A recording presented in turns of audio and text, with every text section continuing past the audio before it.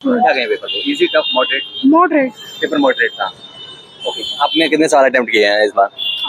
सी set और GS CSET मैंने 70। 70 कर दिए। ओके, पिछली बार के कंपेरिजन इस बार ये कैसा पेपर, टफनेस लेवल क्या था? Easy, tough? My first attempt वो PY को देखा होगा आपने, PY को? हाँ मतलब ठीक है, मॉडरेट है, ऐसा कोई टफ नहीं है।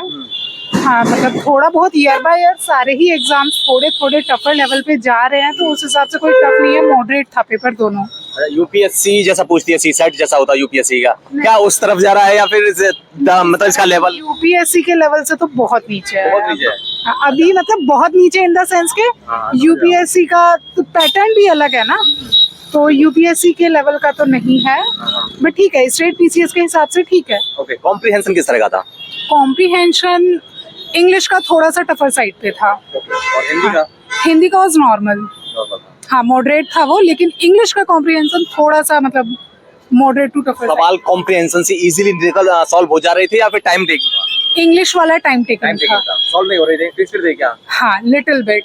ओके, वो ना थोड़ा सा यूपीएससी वाली लाइंस पे था, जिसमें हाँ काइंड ऑफ आपको जैसे उसमें से डायरेक्ट क्वेश्चन नहीं थे, उसमें से आपको इंटरप्रिटेट करके आपको आंसर निकालने पड़ेंगे। अच्छा, और इंग्लिश और हिंदी में ग्रामर वगैरह किस तरह की थी या नहीं थी? हाँ थी, मॉडरेट थी। किस किस टॉपिक से सवाल पूछे गए हैं, या फिर जनरली जैसे कोई एक टॉपिक पर ज्यादा फोकस किया हो? नहीं नहीं, एज सच तो किसी टॉपिक पे कोई एक पर्टिकुलर टॉपिक पे फोकस नहीं किया, वो तो एज पर द सिलेबस ही था। अच्छा, हाँ जी। अच्छा, और मैं मैथ्स की अगर बात करूँ तो मैथ्स में किस तरह के सवाल थे, किस किस टॉपिक से?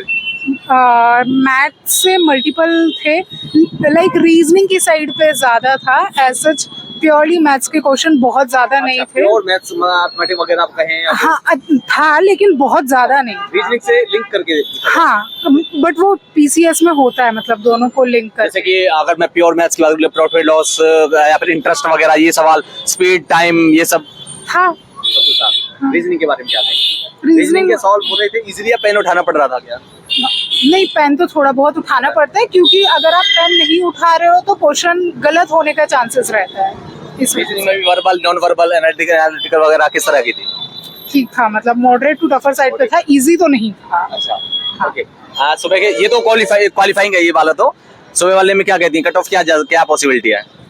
कट ऑफ तो ठीक जाएगा, मतलब मॉडरेट था पेपर, तो ऐसा नहीं है बहुत ज्यादा नीचे जाएगा, बहुत ज्यादा ऊपर जाएगा, तो मॉडरेट। तो जो पेपर को देखते हुए स्टूडेंट्स तैयारी कर रहे हैं, क्या उनको सीसेट को एक अलग सब्जेक्ट से लेकर के चलना पड़ेगा या फिर बस ऐसे ही उठ के चले आओ बस थोड़ा बहुत कर? इट डिपेंड्स, मतलब पर्सन टू पर्सन।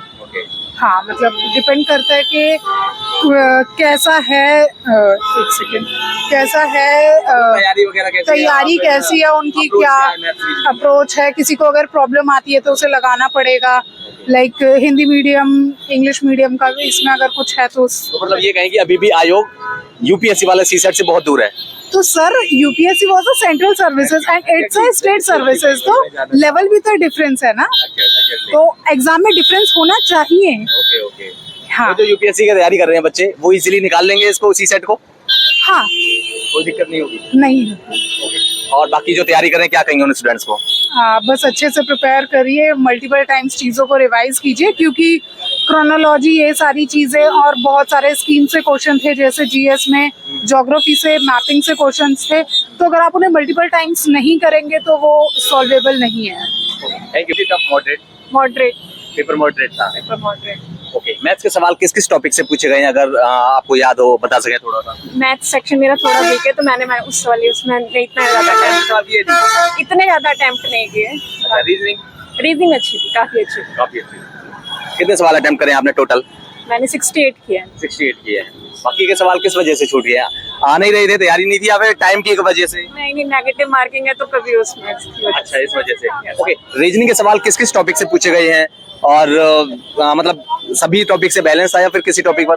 बैलेंस था, ऐसा नहीं था कि बहुत ज्यादा मतलब टफ वाला है, कुछ नहीं था ऐसा। पिछली बार के कंपैरिजन इस बार कैसा रहा? इजी था पिछली बार से। इस बार का इजी था? Yes. Okay, general Hindi, general English वगैरह वो सब ठीक था, मतलब किस किस टॉपिक से सवाल थे?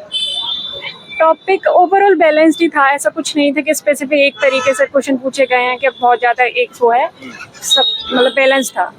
तो आसान था सीसेट वाला। हाँ हाँ। करीब अगर बच्चे अगर ढंग से अगर प्रैक्टिस करे हुए तो 70 से 75 के बीच में आराम से क्वेश्चन अटेम्प्ट कर सकते थे। अच्छा, और सवाल रीजनिंग वगैरह के जैसे बहुत आसान, बहुत मॉडरेट। जिस तरह का कुछ चीज का पैटर्न है वैसा ही है, कुछ चीज मेरा इसमें फर्स्ट अटेम्प्ट था। अच्छा, आपका पहला ही अटेम्प्ट था। तो पिछली बार की कंपैरिजन कैसा लगा? आपने देखा होगा सर मैंने देखे ही नहीं, मैं तो अगर स्टेट से और ऑलरेडी 85 पूरे कर दिए, हाँ जी, 100 थे 85 85 कर दिए। ओके, तो रीजनिंग वगैरह किस तरह की रीजनिंग इजी थी, क्या था पेपर का? मतलब रीजनिंग बहुत इजी थी।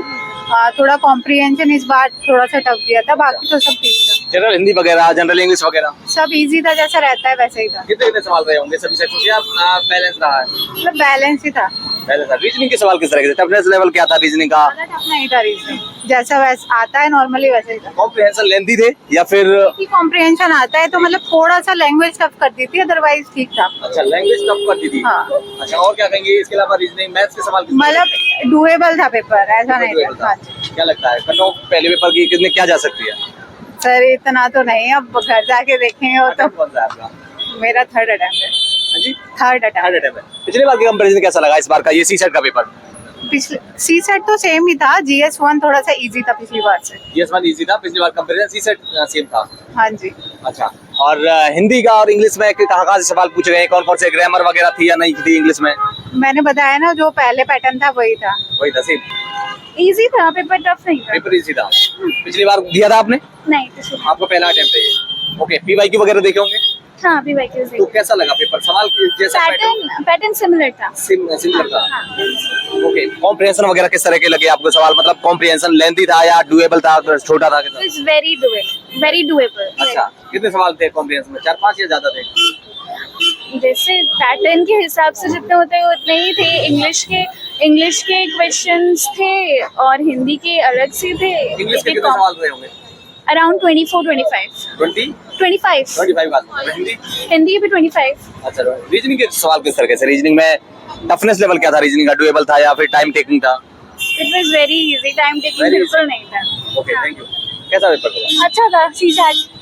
सी सेट पेपर अच्छा रहा। हाँ क्या कहेंगे पेपर का लेवल क्या था? मॉडरेट। मॉडरेट। कितने सवाल अपने अटेंड कर दिए हैं पूरे 100 में से? 64 कर दिए हैं। ओके, ये तो क्वालिफाइंग है, तो क्वालिफाई हो जाएगा ये? I hope so. कॉम्प्रिहेंशन कैसा लगा आपको? ठीक था। कॉम्प्रिहेंशन ठीक था। हाँ जनरल हिंदी, जनरल इंग्लिश वगैरह, रीजनिंग वगैरह, मैथ्स वगैरह के सवाल किस तरह के थे? कहाँ से पूछे गए हैं? मॉडरेट ठीक है, मतलब PYQs के हिसाब से। Total PYQs based. हाँ